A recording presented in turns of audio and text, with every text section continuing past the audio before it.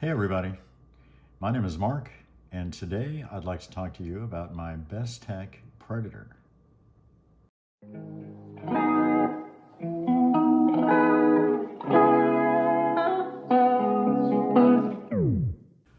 All right, so the Bestech Predator. I had this apart and I was measuring the bearings because I wanted to see what kind of bearings it had, and if it happened to have these open cage bearings, I was going to buy some skiffs, and it sure enough does. So if you have ever watched one of my videos, you will know that while I think these work just fine, and there's probably nothing wrong with them, I don't like an open cage because any pocket lint or anything like that that happens to find its way in your knife, if it gets in this cage, it's got nowhere to go, and it's going to be really tough to get out if you don't take it apart and get it out there. So it just provides, to me, it provides a little tray that can fill up with, any kind of pocket lint or debris. And so if I have a choice, I'm either going to replace those with skiffs, or if it had one of the white plastic full cages, I think those are fine actually. And in some cases, because they don't see any load at all, except the little bit of friction from the balls spinning inside the cage, they don't see any direct load whatsoever. And so the fact that they're plastic, it doesn't really matter. And because plastic it has kind of a lubricity all of its own, I think they're actually pretty decent. But I will buy skips for this, and just to do it again on camera, this is going to be a 1/16 skiff, the bearing size, and the pivot is actually kind of big. This is a 6 mil pivot, and so I'm going to be ordering 6 mil by 1/16 skiffs for this knife.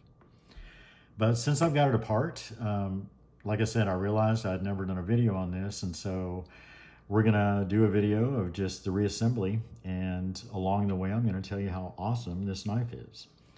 So anyone that's ever wanted a Shirogorov and just doesn't want to spend the money, or doesn't have the money to spend, like me, this is definitely the way to go. You should consider this knife because it's about the same size. It's a 3.5-inch blade. It's a little over 8 overall, and it weighs about 4 ounces. So for its size, it's actually very light. But the feel of this knife is just incredible. This knife happens to be a really early run of this particular variant. And so this is number 12 of 50. And you can see it's got an S35VN blade. When I got this in a trade with some other knives, and when I first saw it, before I'd even received the knife or anything, I saw this blade and I thought, okay, when I get this knife, it looks like a nice knife and everything, but I'm gonna have to have this blade refinished because these dark patches on there where the grind is, it's a compound grind, but they put this black in there, and I'm not sure about that. And so it may be that I send this off and have the blade refinished and kind of brighten it up a little bit. But then I got the knife in and I actually kind of fell in love with it. I think the blade looks fantastic. I think that with the scales, it absolutely kind of matches. And when we get it all back together and we're tuning it up and kind of adjusting it, I hope you'll agree. I think it really all matches and goes together very well. So we're gonna start putting this together. This one actually has, so like I said, this is an early model. It's a very early first run edition of this knife. And the subsequent knives of this same model actually have carbon fiber inlays. Some of them have G10, but I believe the carbon fiber, you can actually swap them out. And there's still, even though this has external hardware, there's 4 body screws, one of which is actually holding the pocket clip on. There aren't a bunch of screws in here holding this, this inlay in. And so those would be on the inside. Even though this internal milling here looks like it would be for like an inset liner or something like that, it's not. This doesn't have any liners. So that is just milled out for weight reduction. And apparently it works because, as I said, this is only 4 ounces for a knife that's over 8 inches long. So it's fairly light. To me, it makes a really good EDC knife because it's big enough to be usable and it still feels like a substantial knife that you're carrying, which I like, but it's not overly heavy. So you're not gonna have to worry about this knife kind of disappearing in your pocket because it doesn't weigh anything at all. I've had knives that weigh 2 ounces. The carbon fiber bug out that I had, that was a 2-ounce knife, and I couldn't stand that knife. The length was a little short anyway for me, but the weight, I don't like it at all.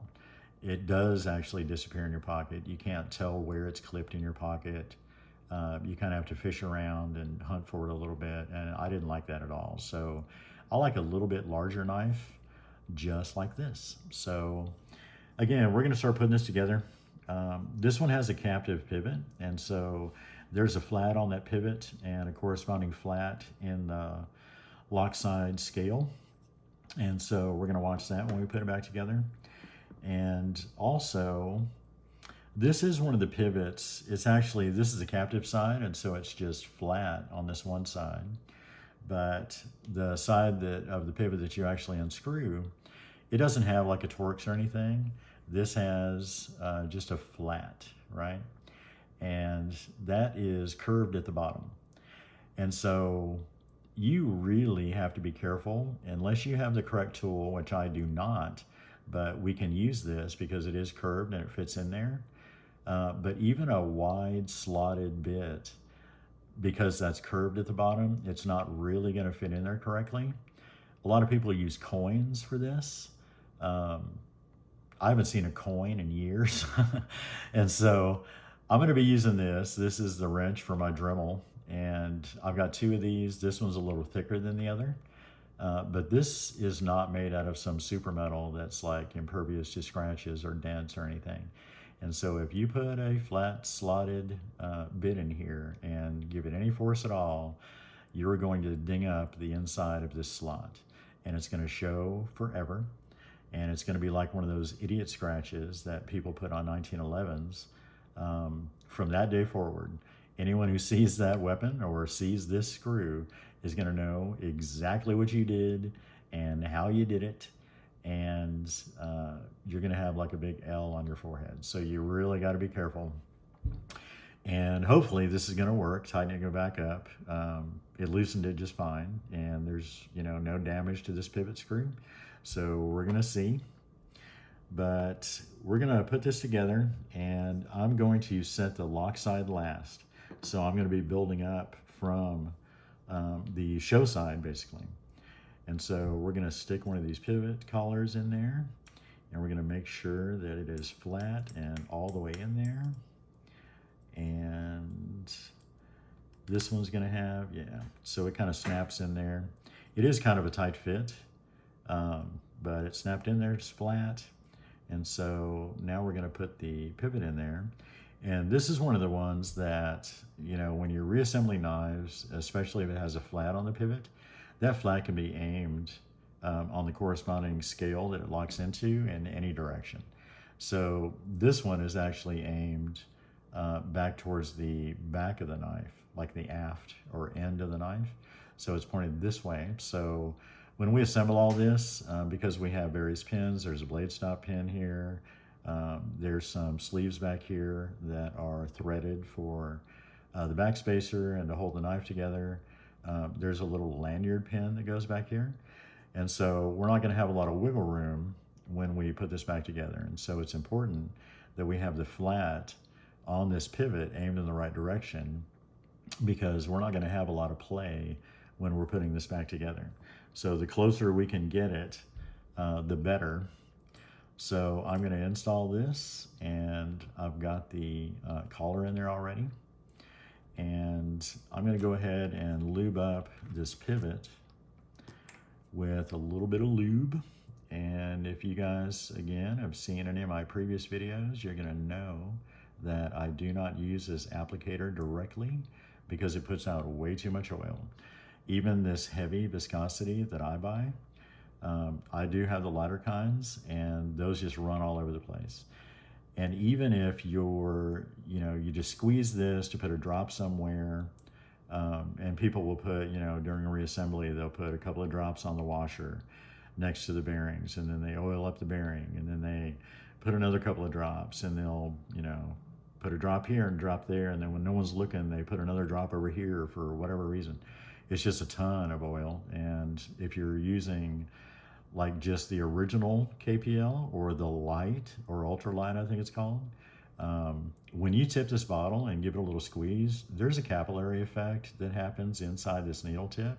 And so as soon as the drip starts coming out, it basically keeps pulling oil through this little tube, this applicator needle. And it just, it'll run, and it makes a big mess. So I don't like doing that way. So I do it this way instead, and I find that this is all the oil that I need. This little flat on the pivot is pretty low, and so it's just allowing, it must ride kind of right above the blade and the other bearing. And so I'm going to be oiling all the way down there around the pivot. And then I'm going to set a washer in there, which I'm not going to need to oil. And that's going to be just fine. I'm going to make sure it's kind of tamped down all the way down in there. And then I'm going to oil up a bearing, which I kind of do separately. I like to get a lot of oil. And this is an open cage, and so, it's not that crucial, but if you have a fully caged bearing system and it takes up most of the size of the little ceramic balls, and there's just a little bit of that hanging out either side, I think it's important to get oil inside that cage for those bearings to rub against, because that's where I think it rubs the most. I don't really think that it's, so much against your blade. It's just the edge of the ball that's rubbing against your blade. I can't remember if when this knife is assembled, if that detent ball hole is visible or not. So when I set this, I'm going to go ahead and put a little oil there too, just to give it a good start on its traverse until the next inspection and lubrication cycle. So we're going to put that down there. And it is kind of funny. That's what I was saying about this pivot. This pivot is all the way in, and that blade is all the way sitting against the other bearing. And you can see that the flat on that pivot is right there.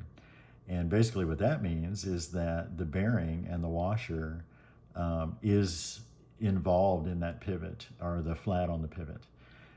It doesn't really matter because it's still, most of the way around, and so it gives it a good solid point for that bearing to run on. And it's not like it makes it move around or anything because the rest of the pivot is holding it. But it is kind of strange to see. I would think that flat on the pivot would actually start a little higher up. That's kind of what I'm used to seeing, and this one is like a really long flat. So not that it matters, it's just kind of interesting to see. So like I said, I'm going to start with this flat aimed back here, and I'm going to get it kind of as close and just eyeball it as I can. And I'm going to go ahead and set the blade stop in there before I build up the rest of the pivot area with the other bearing and the washer. So we're going to oil this other bearing real quick, and we're going to throw that back together. And then I'm going to set this other washer. And I think what I'm going to do is These little sleeves back here for the back spacer look like they've got a really shallow shoulder on them that actually fit in this hole and hold it in place. And so does the little lanyard kind of hourglass shape that sits back there, but you can see the little pin attached to the end is very shallow. It doesn't stick out a lot. And so what that means to me is I'm going to go ahead and set this lock side scale on there, and then I'll only have 2 points to watch, and it might be better for getting this flat on that pivot to go all the way into this scale. So I'm going to try that and see, and I should be able to put a little bit of tension on the pivot screw and then still have enough room to get the back little sleeves, the standoffs back there in the back in. So I popped that in far enough where I can tell that it's all the way through the scale and it is being captured. And so that is the key. And we also got the blade stop pin to go in its corresponding hole in this top basically lock. So what I'm going to do is just very carefully, not putting any pressure at all, instead of using the side of this wrench area that's curved, just to get this started, I'm going to use the little flathead that's in there. But I'm not really going to put a lot of tension on there at all. And even with that, I'm kind of afraid to do that. So what that means is I'm going to go ahead and use my planned angle of attack, basically. And I'm going to use the side of this little wrench because it's curved and it's going to go down in there better. And so I'm going to get that run down there until I feel like it's going to hold the pivot enough and still let me spread the ends of these scales apart a little bit to get those pins in there and the standoffs. But like I said, you have to be so careful doing this, because if you ding up the inside of this pivot, it is like forever and it's never going to go away. And it's going to be a constant reminder of the mistake that you made when you were messing with this knife. So I want to get this just tight enough where I know that flat on the pivot won't back out at all when I'm kind of messing with it. And then we're going to see what happens. So I'm just going to go a little bit more. And hopefully that is going to hold together all the way and still let me tighten it up later. So now I've still got plenty of play down here. That lock bar is putting quite a bit of tension, and so I'm hoping that that didn't slide out of its little position.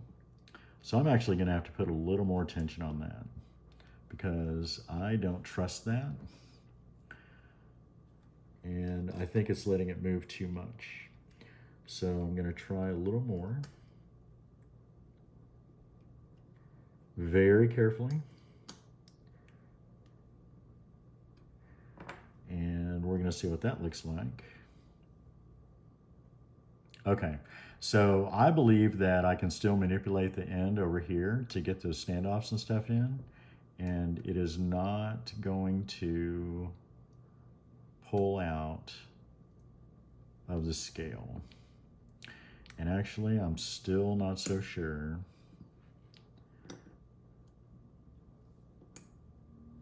So I'm going to do a little bit more. And I don't know if there's like an armorer's tool that I can buy for these.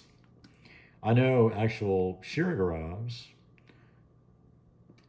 when you buy those, it's got like all kinds of specialty tools for their pivots, and their body screws even are kind of flats too. And so it comes with, you know, basically everything you need, or at least you can obtain it through that company. This is not like that, so we're just gonna see. All right, so now what I'm gonna do is I'm gonna put these two sleeves in this backspacer. And this is actually gonna go in this orientation because this little cutout right here is for that lanyard, basically pin. And so that's gonna go in there. And so I'm going to slide this in there and hope that I can get this in just the right spot so those pins fall down in their little holes, which they did. And then I'm gonna take the lanyard post and I'm gonna set it where it needs to go in its little hole, which it popped in. And so now all of that stuff is kind of where it's supposed to go. So I'm going to put two of these body screws in. And one of the ways that you can tell that this is an older knife is that all of the hardware, besides the pivot screw, are T6s. And that is unheard of today. You would never see that.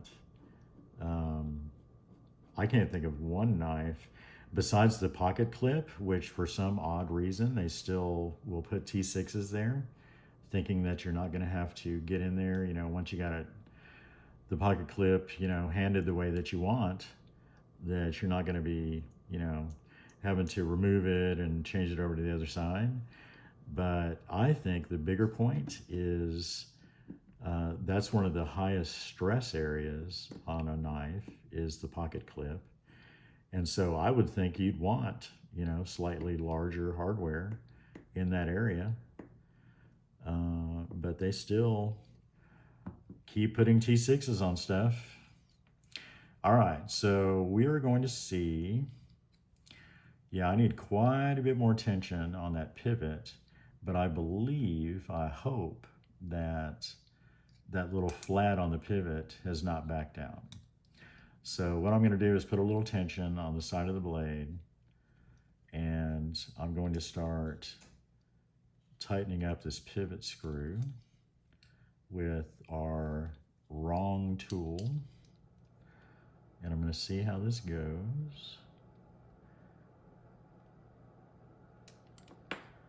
And see if I can get enough tension on there to actually make this work.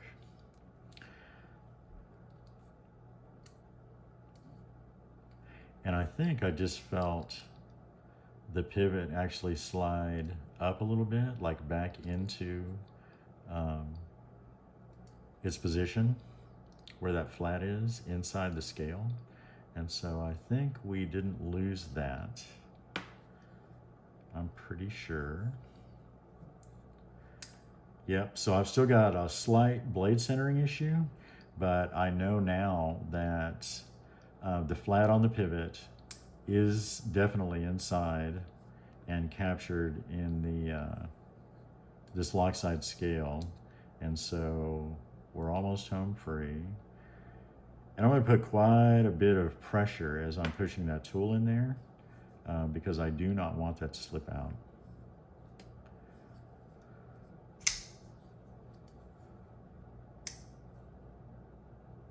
I got just a little bit more.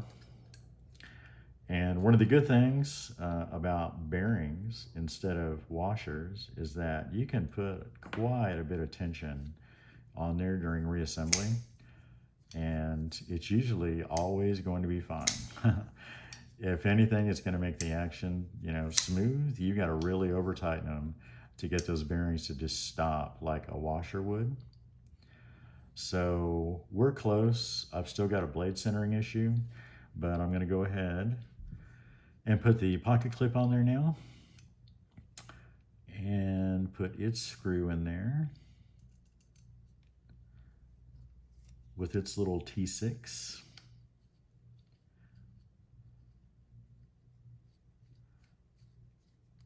And hopefully that's going to run in there. And it's not, so I'm going to put the other one in because this is one of those sleeves that are threaded, and so it might be slightly out of position on the other side for that screw to land. So I'm going to tighten this up just a hair. And then hopefully that's going to put that in the correct position to receive this screw. And this is nested a little bit. It's not a very deep nest, I gotta say. They barely gave it a cutout for that. And so I felt the thread drop, so that actually worked. And then I'm gonna make sure that it's in its little nest there because it is so shallow. And then I'm going to tighten this up. And that actually tightened up really well, so this one should also tighten up well. And then these, that's the thing about these, is like, it's just like a captive pivot. If you don't have a captive pivot, it makes, you know, servicing the pivot and taking the knife apart just, you know, can be terrible. And all of these little standoff sleeves that are thread on each side, I've seen some of those that actually are captured, and that's awesome. These are not. And so they have a tendency just to kind of spin. So now we're going to see if I can get rid of the blade centering issue, which you can see it's off to, it would be the show side just a little bit. So basically I'm going to put a little tension going away from, like towards the lock side, and then carefully, very carefully, I'm going to kind of loosen this pivot just a hair.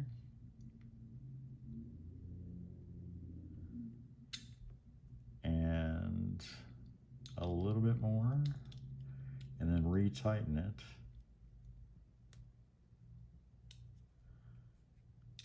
And see if I can get that blade to stay where I want it.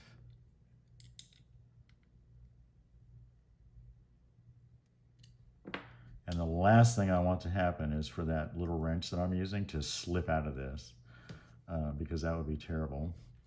So now that blade is pretty well centered, and we're going to check the action.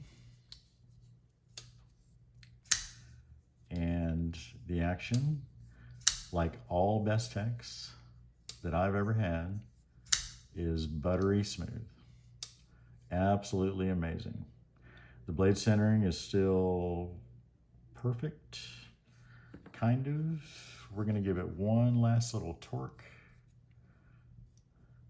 with a little tension on the blade.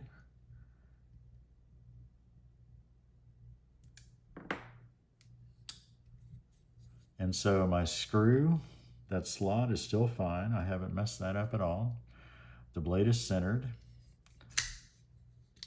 and the action is great. Very smooth. So we didn't adjust the detent, but I'm going to check to see if I can shake that, shake the knife and basically defeat the detent, just because I don't want to risk it opening up or something like that. And so basically this knife, again, is not a bad option if you are not going to buy a Shiro. Shiros are nice, and I like them.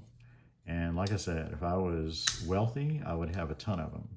I'd have nothing but a room full of Hermans and Holts and Shiros and every high-end knife that I can think of, because I am a knife freak. But I don't have that kind of money. I have bought a couple of knives here recently that you're going to see pretty soon. I've been trying to get a Custom Knife Works Daveless for about a year, and I finally found one at an incredible price, and so you're going to be seeing that. I also have another one that's kind of a surprise on the way, and so here in the next week or two, I'm really going to round out my collection a little bit with these new acquisitions. But as far as the Bestech Predator goes, this is an awesome option. This knife is smooth and it's good looking. It's the right size and the right weight. And you can do a lot worse. If you like a bigger knife that's not, has a blade that's got a real tall profile and it sticks way out of the handle, this is almost 100% nested into the handle, which is nice, And when you get it out, it's still a very usable blade. There is nothing wrong with this knife. So this is a good option for anybody that likes a larger everyday carry and wants something smooth and likes that Shirogorov look and feel. This is the one to get. So I appreciate y'all watching. Thanks very much.